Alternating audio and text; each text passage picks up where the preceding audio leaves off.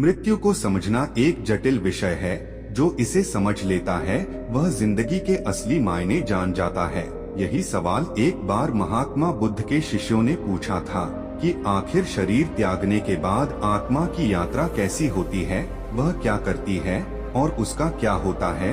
यह सवाल सुन महात्मा बुद्ध के चेहरे पर मुस्कुराहट आ गई। महात्मा बुद्ध ने बड़ी ही शालीनता के साथ अपने शिष्य से पूछा, पहले तुम मुझे ये बताओ कि अगर कोई तीर सीधे आकर तुम्हारे हाथ पर लगता है तो तुम सबसे पहले उस तीर को निकालोगे या ये देखोगे कि वह तीर किस दिशा से आया है।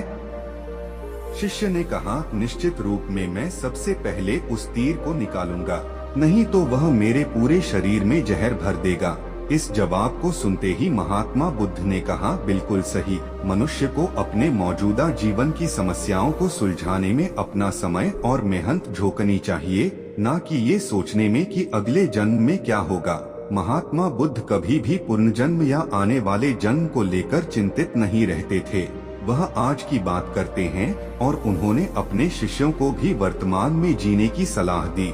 एक बार महात्मा बुद्ध वृक्ष के नीचे बैठे ध्यान कर रहे थे। इतने में ही कुछ बच्चे वहां खेलते खेलते पहुंच गए और जिस पेड़ के नीचे बुद्ध ध्यान में लीन थे उस पेड़ के ऊपर पत्थर बरसाने लगे ताकि आम वृक्ष से नीचे गिर जाएं। तभी एक पत्थर महात्मा बुद्ध के सिर पर लग गया और उनके सिर से खून निकलना शुरू हो गया। लेकिन इस घटना के बाद महात्मा बुद्ध की प्रतिक्रिया और भी ज्यादा हैरान कर देने वाली थी। महात्मा बुद्ध रो रहे थे।